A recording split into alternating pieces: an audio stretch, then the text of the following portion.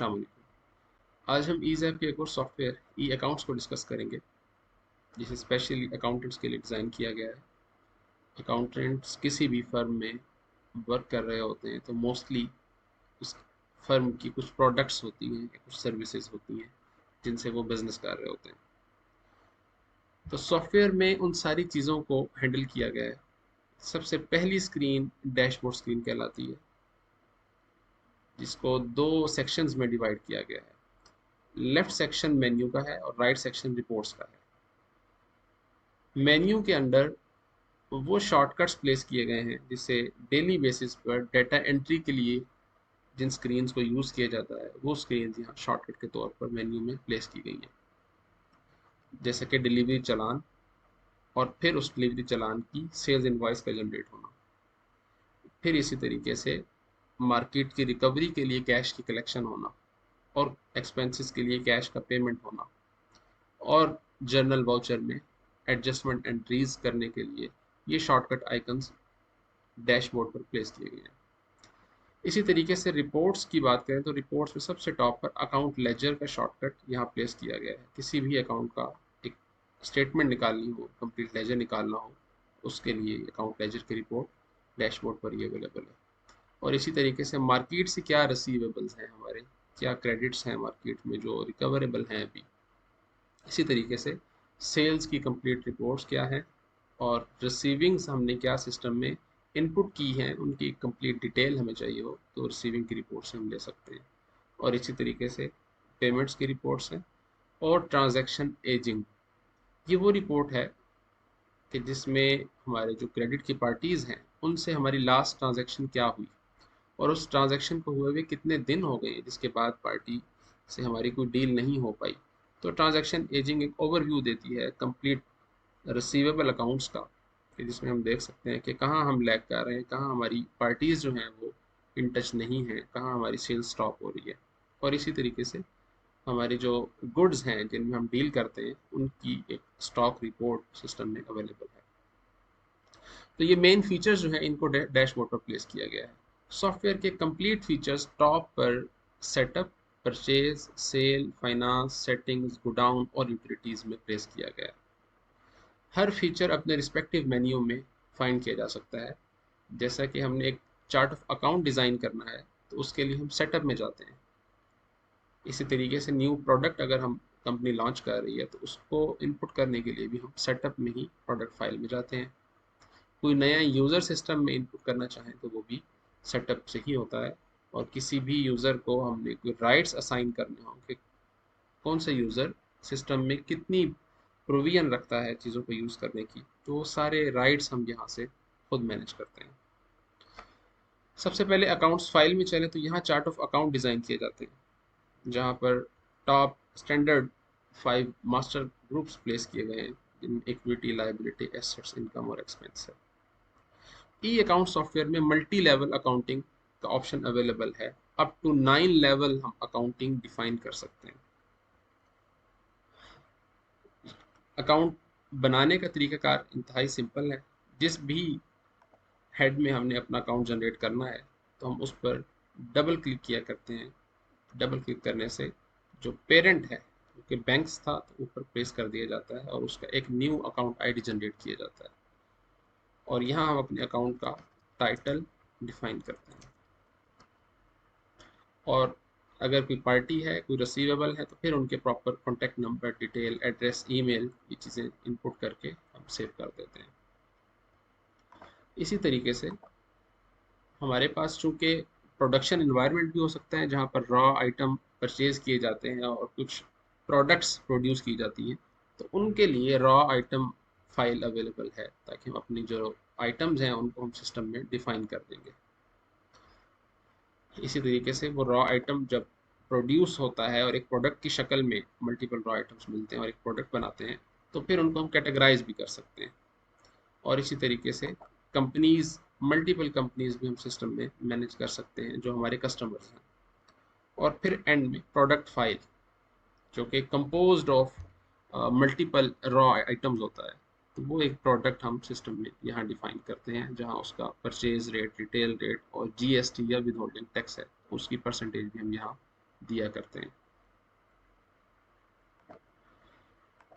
इसी तरीके से ओपनिंग बैलेंसेस जब हम अपने अकाउंट्स के डिफाइन करना चाहें तो वो हम सेटअप में ही ओपनिंग बैलेंस में आते हैं, और यहाँ पर हम अपना डेट देने के बाद अपना रिस्पेक्टिव अकाउंट सेलेक्ट करते हैं, और उनका जो ओपनिंग बैलेंस है वो हम सिस्टम में फीड कर देते हैं, लाइक 1 मिलियन, और इसको सेव कर दिया जाता है।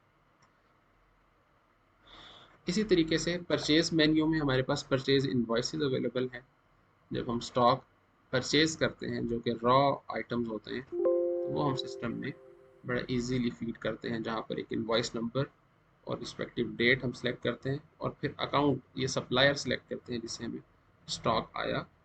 या अगर हमारे पास प्रोडक्शन इन्वायरमेंट है तो फिर अगर किसी जॉब के अगेंस्ट ये कोई स्टॉक हमारे पास प्रोड्यूस होने के बाद अगर वो फिनिश प्रोडक्ट है तो उसके लिए हम जॉब भी सिलेक्ट कर सकते हैं। अदरवाइज रॉ आइटम्स की परचेज भी हम यहीं पर डाला करते हैं। इसमें हमारे पास प्रोडक्ट आईडी है, क्वांटिटी, रेट, किसी भी चीज़ को हम यहाँ से चेंज करके दोबारा सेव भी कर सकते हैं। परचेज करने से हमारे पास स्टॉक जो है वो हमारे सिस्टम में रिकॉर्ड हो जाता है, और स्टॉक की रिपोर्ट ऑटोमेटिकली प्रिपेयर भी होती है, और सप्लायर के जो लेजर्स हैं वो भी ऑटोमेटिकली रेडी होते रहते हैं। इसी तरीके से परचेज की रिपोर्ट्स, स्टॉक की रिपोर्ट्स, और हमारे पास जो प्रोडक्ट्स चल रही हैं रनिंग प्रोडक्ट्स, उनकी प्रॉपर लिस्ट हमारे पास अवेलेबल है। या हम कंपनी वाइज अपनी कस्टमर वाइज अगर स्पेसिफिक प्रोडक्ट्स कस्टमर की होती हैं हमारे पास, जो कि हम कस्टमाइज प्रोडक्ट डिफाइन अगर किया करते हैं लोगों के लिए, तो वो हम कंपनी वाइज उनकी लिस्ट भी निकाल सकते हैं। सेल्स मेन्यू में आ जाए तो यहाँ हमारे पास सेल्स इनवॉइस, जो कि मेन इनवॉइस है जिसमें हम बिज़नेस कर रहे होते हैं, और सेल्स इनवॉइस से पहले हम डिलीवरी चालान भी मुख्तलिफ फर्म्स बनाया करती हैं, और उसी डिलीवरी चालान को फिर आगे कन्वर्ट किया जाता है टूवर्ड सेल इनवॉइस। तो डिलीवरी चालान में भी फील्ड्स जो कि मोस्ट यूजेबल फील्ड्स हैं उन्हीं को प्लेस किया गया है, जिनमें परचेज ऑर्डर नंबर है, ऑर्डर डेट है, पैकिंग डेट है, और किस पार्टी की तरफ ये गुड्स ट्रांसफ़र की जा रही है, ड्राइवर का नाम क्या है, लाइसेंस नंबर क्या है, किस व्हीकल पर ये डीसी जाएगा, टाइम क्या है गेट से आउट होने का, और ये प्रॉपर एक डिटेलिंग के साथ हमारा डिलीवरी चालान सिस्टम में फीड किया जाता है। और उसके बाद डिलीवरी चालान से ही हमारे पास सेल्स इनवॉइस भी जनरेट की जा सकती है, जहाँ पर पेंडिंग डिलीवरी चालान में हमारे पास वो सारे चलान आते हैं जिन्हें हमने अभी तक सेल्स इनवॉइस में कन्वर्ट नहीं किया। तो हम डीसी को ऑटोमेटिकली कन्वर्ट भी कर सकते हैं सेल्स इनवॉइस में, या हम न्यू इनवॉइस विदाउट डीसी हम यहाँ वो भी सिस्टम में जनरेट कर सकते हैं।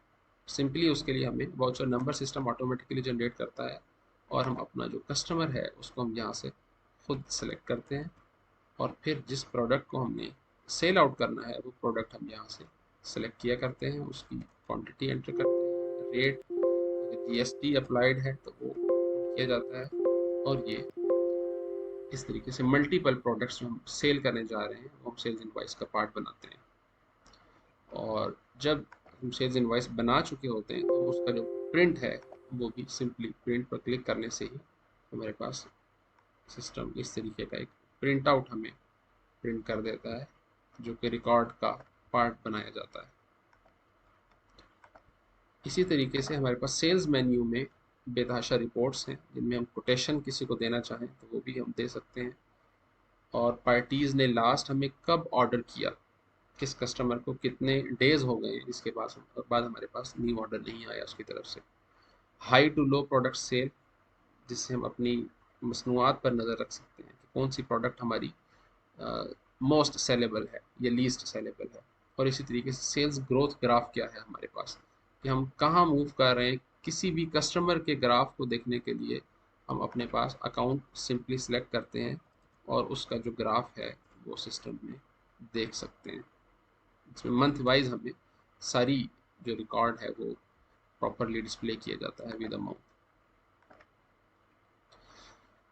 इसी तरीके से फाइनेंस मेन्यू में एक कंप्लीट अकाउंटिंग सिस्टम की जितनी रिपोर्ट्स होती हैं वो सारी यहाँ पर प्लेस की गई हैं, जिनमें ट्रायल बैलेंसेस हैं हमारे पास, इसमें 6 कॉलम ट्रायल बैलेंस भी हमारे पास अवेलेबल है, और चार्ट ऑफ अकाउंट्स की complete reports, receivings, vouchers, customers balances, credit to recovery, कितना हमारे पास मार्केट में क्रेडिट है और कितनी रेशो से हमारे पास रिकवरीज अवेलेबल हैं, और हम उस रेशो में हम प्रोग्रेस में हैं, ये डिक्लाइन की तरफ है।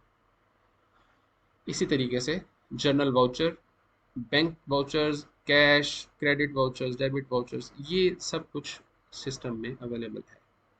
इसी तरीके से गोडाउन की बात करें तो गोडाउन को भी हम ई अकाउंट से मैनेज कर सकते हैं।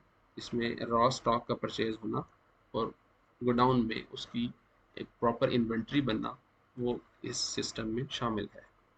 इसी तरीके से हम यूटिलिटीज़ में अगर देखें तो यहाँ पर हमारे पास मटेरियल, जो रॉ मटेरियल है हमारा, उनके रेट्स रिवाइज करने के लिए हमें असिस्टेंस चाहिए होती है, अगर कि किन आइटम्स के रेट को हमें रिवाइज करना चाहिए। अब जैसा कि अगर रॉ मटेरियल से बनकर हमारे कुछ प्रोडक्ट्स तैयार होते हैं और हम हमारे पास रॉ मटेरियल का रेट मार्केट में रिवाइज हो गया है, तो हम जब भी किसी एक प्रोडक्ट के रेट को रिवाइज करते हैं तो वो ऑटोमेटिकली वो रॉ मटेरियल आगे जिन प्रोडक्ट्स में यूज़ किया जा रहा है, उन प्रोडक्ट्स को सिस्टम जो है वो एआई बेस्ड पर ऑटोमेटिकली आपको प्रॉम्प्ट करता है कि इन प्रोडक्ट्स के रेट भी आप रिवाइज करें, चूँकि इनमें भी वही रॉ मटेरियल कंज्यूम होता है।